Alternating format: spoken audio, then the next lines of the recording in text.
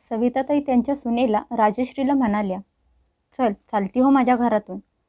तेवढ्यात त्यांची थोरली जाऊ रेखा त्यांना थांबवत म्हणाली, सविता तू हे काय करत आहेस?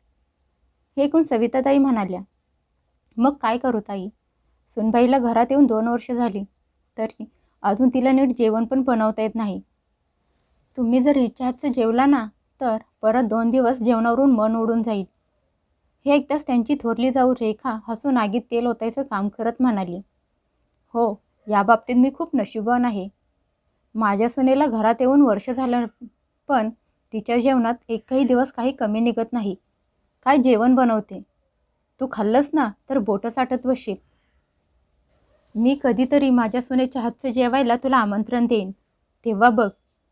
सध्या तरी या बिचारीला घरातून बाहेर काढू नकोस. काढायची असेल तर सरळ तिच्या माहेरी महिनाभर पाठवून दे, म्हणजे तिथे कमीत कमी चवदार जेवण बनवायला शिकेल. चांगलं जेवण करायला शिकली की परत बोलावून घे.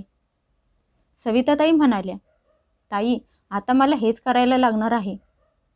त्यांचं बोलणं ऐकून रेखा हसत घरातून बाहेर निघून गेली आणि त्यांच्या मागे सविताताई सुनेकडे रागात बघत निघून गेल्या. तिची सासू हाताला पकडून घरातून बाहेर काढत नव्हती, तर फक्त तोंडाने रागात सुनेला घरातून बाहेर जाण्यासाठी बोलत होती. तिच्या सासूचं हे रोजचंच झालं होतं. पण आज जेव्हा रेखाताई त्यांच्या घरी आल्या, त्यांच्यासमोर राजश्रीला तिचा खूप अपमान झाल्यासारखं वाटलं. जास्त करून तेव्हा जेव्हा रेखाताई राजश्रीचा अपमान करून स्वतःच्या सुनेची प्रशंसा करत होत्या. बिचारी राजश्री रडायला लागली. मागच्या 2 वर्षापासून ती स्वतःला या घरात ॲडजस्ट करायचा प्रयत्न करत होती.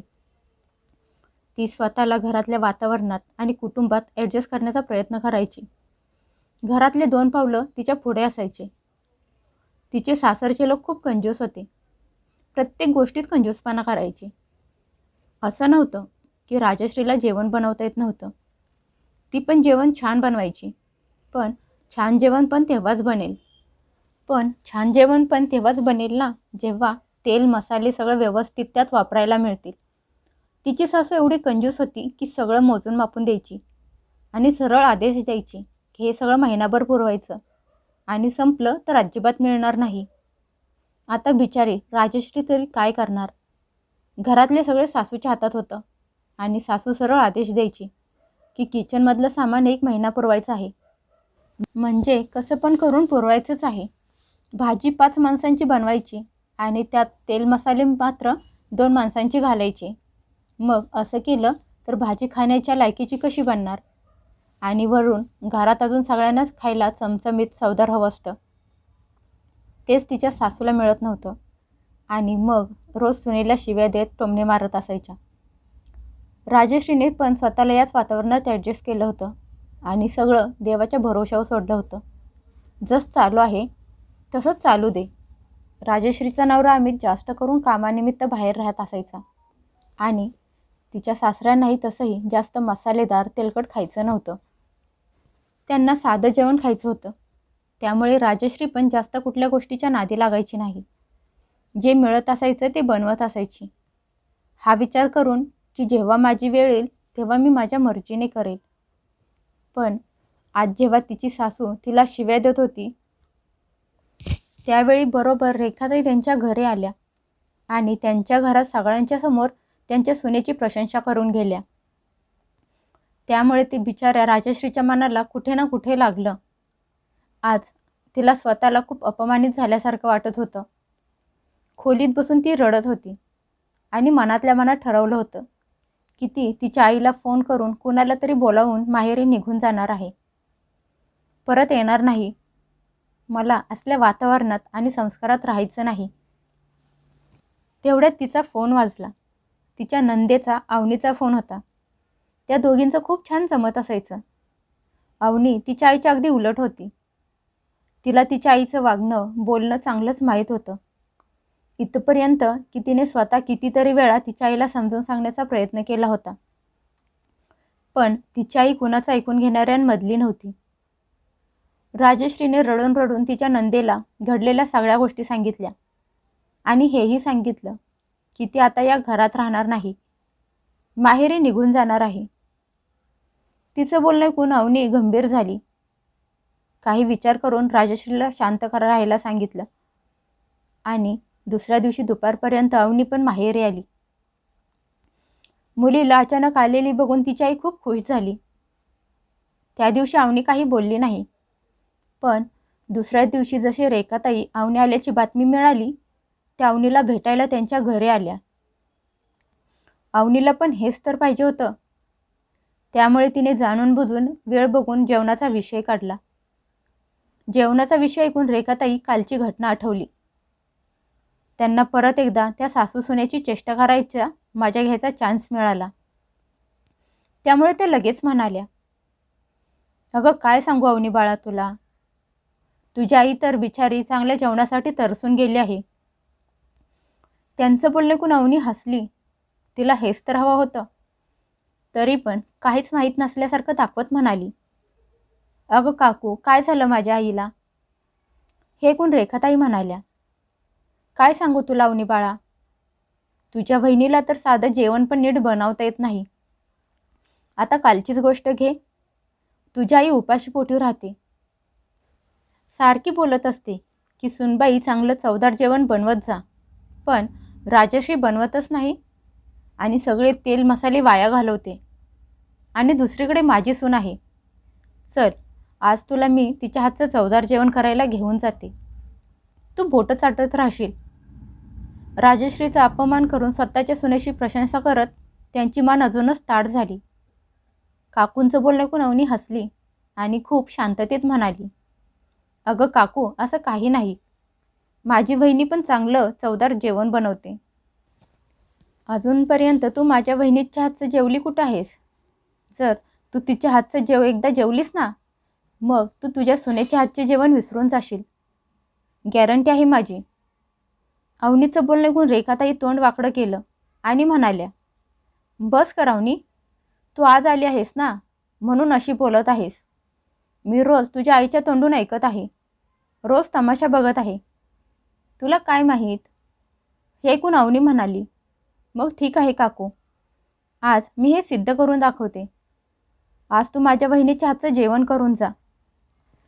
अजून तू 1 तास तरी आमच्या घरातून जाणार नाहीस. तोपर्यंत बहिणीचं जेवण बनवून तयार होईल. थांब, मी जाऊन आत्ताच बहिणीला सांगून येते. तिची आई तिला नकार देत राहिली, पण अवनी स्पष्ट शब्दात म्हणाली, कुणाच्या हातचं जेवण न खाता त्याला नावं ठेवणं चुकीचं आहे. काकू आज तुला जेवण करून जायला लागणार. असं म्हणत अवनी किचनमध्ये गेली आणि सगळी हकीकत राजश्रीला सांगून तिच्या आईच्या खोलीतून कपाटातून ठेवलेलं सगळं तेल, राशन, सामान, मसाले किचनमध्ये ठेवले आणि राजश्रीला म्हणाली, वहिनी तुला तुझ्या पद्धतीनं जे काही बनवायचं असेल ते तुला हवं तेवढं बनव. मी असताना तुझ्यावर कोण ओरडणार नाही. आणि अजून तुला काही सामान हवं असेल तर मला सांग, ते पण मी आणून देते. आज तू फक्त जेवण बनवणार नाहीस तर तुझी इज्जत बनवणार आहेस. आणि सगळ्यांची तोंडं बंद करण्यासाठी हे सगळं करणं खूप गरजेचं आहे. राजश्रीला काही समजलं नाही, पण तिला अवनीवर पूर्ण विश्वास होता की ती जे काही करेल ते तिच्यासाठी योग्य असणार आहे. त्यामुळे ती पण आनंदात पूर्ण मनाने तिच्या हिशोबाने जेवण बनवायला लागली. अर्ध्या तासात जेवण बनवून तयार झालं. मग राजश्रीने अवनीला, तिच्या सासूला आणि रेखाताईंना जेवायला वाढलं. जेवणाचा पहिला घास खाताच रेखाताई हैराण होऊन कधी सविताताईंकडे तर कधी अवनीकडे बघत होत्या आणि मनात नसताना पण त्या बोलून बसल्या, अगं सविता, तुझ्या सुनेनं तर जेवण खूप छान बनवलं आहे. मग तू कशी सारखी बोलत असतेस की तुझ्या सुनेला जेवण बनवता येत नाही. अरे हे जेवण तर माझ्या सुनेच्या जेवणासारखे स्वादिष्ट बनलं आहे. सविता, कसली तुझी टेस्ट आहे. जेवण खाल्ल्या खाल्ल्या लगेच समजतं की तुझी सून जेवण किती चवदार बनवतं ते. तू तर जाणून बुजून तुझ्या सुनेची बदनामी करत आहेस. तिचा अपमान करतेस, तिला शिव्या देतेस. जेवण तर खरंच खूप छान बनवलं आहे. रेखाताईंनी बोटं चाटत जेवण खाल्लं. पण जावेचं बोलणं ऐकून सविताताई खूप चिडल्या होत्या. पण कुठल्या तोंडाने सांगणार की जे आज जेवण बनवलं आहे तसं जेवण घरात रोज बनत नाही. आणि का नाही बनत ते तरी कुठल्या तोंडाने सांगणार. सध्या तरी रेखाताई राजश्रीच्या हातचं जेवण खाऊन खूप खुश होत्या. अवनी पण म्हणाली, खाल्ले का काकू माझ्या वहिनीच्या हातचं जेवण? आता खरं सांग, माझी वहिनी छान जेवण बनवते की तुझी सून? रेखाताई म्हणाल्या, अवनी बाळा, यात तर कुठली शंका नाही की राजश्री खूप छान जेवण बनवते. तू खरं बोलत होतीस की कुणाच्या हातची चव न घेता त्याला नावं ठेवणं चुकीचं असतं. मी तुझ्या आईच्या नादी लागून बोलत होते, पण आता मला समजलं आहे. पोट भरून जेवण करून रेखाताई त्यांच्या घरी निघून गेल्या. त्यांच्यासमोर तर सविताताई काही बोलल्या नाहीत, पण त्या गेल्यानंतर सुनेवर ओरडायला लागल्या. म्हणाल्या, आज मी बाहेर बसले होते म्हणून तुला चांगला चान्स मिळाला. सगळे सामान उचलून तेल मसाले उचलून एकदम भाजीत टाकून दिलेस. आता उद्यापासून जेवण मीठ हळद घालून बनवत जा. आता नवीन सामान घरात येणार नाही. राजश्री सासूचं वागणं बघून घाबरून गेली. तिने अवनीकडे बघितलं. अवनी लगेच म्हणाली, आई, उद्यापासून मीठ हळदीमध्ये जेवण वहिनी नाही तर तू बनवणार आहेस. कारण वहिनी आज तिच्या माहेरी जाणार आहे. 2-4 महिने तरी ती तिच्या माहेरी राहणार आहे. ती तोपर्यंत घरी येणार नाही जोपर्यंत दादा तिची राहण्याची वेगळी व्यवस्था करत नाही, एखादं भाड्याचं घर घेत नाही. कारण आता वहिनी तुझ्यासोबत या घरात एकत्र राहणार नाही. एवढा ऐकता सविताताईंचा रागाचा पारा चढला. त्या मुलीला म्हणाल्या, अवनी, तुझं डोकं तर बिघडलं नाही ना? तोंडाला येईल ते बोलत सुटले आहेस. का नाही राहणार सुनबाई माझ्याजवळ? इथे तिला काय त्रास आहे आणि कुठलं दुःख आहे? अवनी म्हणाली, आई, कुठलं दुःख आहे? अगं, तू जेवणासाठी तिला तरसवत आहेस. मग बाकीच्या सुखाची तर गोष्ट लांबचीच आहे. आज जी काकू आनंदाने वहिनीच्या हाताच्या जेवणाची प्रशंसा करून गेली, ती कालपर्यंत तर खूप मज्जा घेत होती वहिनीची तुझ्या वागण्यामुळे. कारण तू वहिनीवर बंधन घालून ठेवली होतीस. जर ती तिच्या मनाने मर्जीने जेवण बनवू शकत नाही, काही खाऊ शकत नाही, सगळं तुझ्या मर्जीने करायला लागतं, मग काय फायदा तरी तिचा सासरी राहून? त्यापेक्षा तर ती तिच्या नवऱ्यासोबत बाहेर राहून कमीत कमी आनंदाने तिच्या मर्जीने जगायला सुरुवात करेल. तिच्या हिशोबाने जगेल. तिला हवं ते खाईल. त्यामुळे मी सगळं दादाला सांगितलं आहे. कारण वहिनीचं बोलणं तो ऐकत नव्हता. तिच्यावर त्याला विश्वास नव्हता. पण माझं बोलणं तो ऐकून घेईल. मी सांगेन ते तो मान्य करेल. त्यामुळे आज संध्याकाळपर्यंत तो पण घरी येणार आहे आणि 2-3 दिवसानंतर तो स्वतः वहिनीला इथून घेऊन जाणार आहे. मग तू राहा तुझ्या घरात तुझ्या मर्जीनं. मग अजून बचत करत जा. मनात आलं तर जेवण बनवून खा. बनवायचे तर बनवू नकोस. उपाशी राहा. एक वेळ जेवण कर, एक वेळ उपाशी राहून बचत कर. खूप पैसा गोळा कर आणि वर जाताना तो सगळा पैसा तुझ्यासोबत घेऊन जा. तुला विचारणार कोणीही नाही. मुलीचं बोलणं ऐकून सविताताई खूप चिडल्या. अवनी, तू हे काय बोलत आहेस? मी तुझी आई आहे आणि हे सगळं मी कुणासाठी करत आहे? जे करत आहे ते या दोघांसाठीच तर करत आहे. तुझ्या दादा बहिणीसाठी करत आहे. अवनी म्हणाली, आई, काय फायदा हे सगळं करून? तुला काही कळत कसं नाही? अगं, माणसाला जर नीट खायला प्यायला मिळालं नाही आणि उद्या एखादा आजारी पडला तर दवाखान्यात किती पैसे खर्च होतील? मग काय फायदा बचत करायचा? या बचत करण्याच्या नादात ना तू स्वतः नीट खात आहेस आणि नाही वहिनीला नीट खाऊन देत आहेस. आणि वरून इज्जतीचा कचरा होतो तो वेगळाच आहे. आज तुझ्या या बचत करण्याच्या नादात रेखा काकूला वहिनीला एवढं सगळं बोलण्याचा चान्स मिळाला. तिचा अपमान केला. तू बघितलं होतंस ना? ती स्वतःच्या सुनेची किती प्रशंसा करत होती आणि तुझ्याच तोंडावर तुझ्या सुनेचा अपमान करत होती. आई, यातून काहीतरी शिकून घे. ती गावी जाऊन पाहुण्यांच्यात जाऊन वहिनींची तक्रार करेल. तिचा अपमान करेल. कुणामुळे? तुझ्यामुळे. जो कोणी आपल्या घरी येईल तो त्याच नजरेने वहिनीकडे बघेल. जे तू दाखवशील तो तेच बघेल. स्वतःच्या घरची इज्जत तू स्वतःच्या हाताने बर्बाद करत आहेस. मग काय चुकीचं करत आहे बहिणी? इथून जाऊन तिचा वेगळा संसार सुरू करत आहे. आता इथून पुढे मी जरी आले तरी वहिनीच्या घरी येत जाईन. इथे तुझ्या घरी तर अजिबात येणार नाही, कारण मी आले तर तुझा पैसा खर्च होईल. तू तुझी बचत करत राहा, असं म्हणत अवनी राजश्रीला घेऊन निघून गेली. आज पहिल्यांदा असं झालं होतं की मुलीचं बोलणं सविताताईंच्या डोक्यात आलं होतं. अवनी जे जे काही बोलली होती त्याचा विचार करून बघितलं तर त्या खूप घाबरल्या. एवढ्या मोठ्या घरात ते एकट्या कशा राहणार? ना नवरा असणार, ना मुलगा, ना सून आणि नाही मुलगी. मग काय फायदा या धनदौलतीचा, अशी बचत करण्याचा, ज्यात कुटुंबाला सुख आनंद मिळणार नाही? काही विचार करून सविताताई सुनेच्या खोलीत गेल्या. त्यांची मुलगी अवनी पण तिथेच बसली होती. त्या मुलीला म्हणाल्या, अवनी, तुम्हा लोकांना कुठे जायची गरज नाही. जर तुम्हा लोकांना मी केलेली बचत चुकीची वाटत आहे तर मग मला तरी काय पडले आहे बचत करायची? तुम्ही राहा तुमच्या मर्जीने, तुमच्या हिशोबाने पैसे उडवा. मी या घरावर असणारा माझा मालकी हक्क सोडत आहे.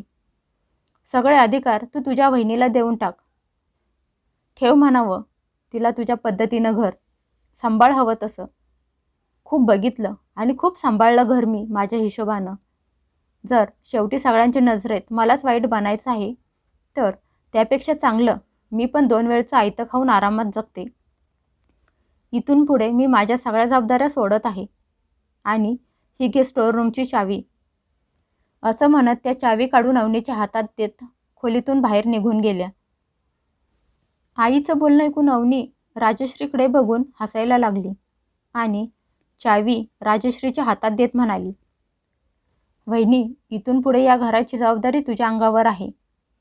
आता या घरात तुझं राज्य आलं आहे. कर तुझ्या मर्जीने या घराची, कुटुंबाची आणि माझ्या आईवडिलांची सेवा. आता तुला थांबवणारं कोणीही नाही, कारण माझी आई खूप स्वाभिमानी आहे. एकदा ती बोलली की ती आता या घरच्या जबाबदारीमध्ये लक्ष घालणार नाही म्हणजे घालणार नाही. एवढं तर नक्की आहे. आता तू तुझं घर तुझ्या मनाने, तुझ्या पद्धतीने सांभाळ. अवनीचं बोलणं ऐकून राजश्रीच्या डोळ्यात पाणी आलं.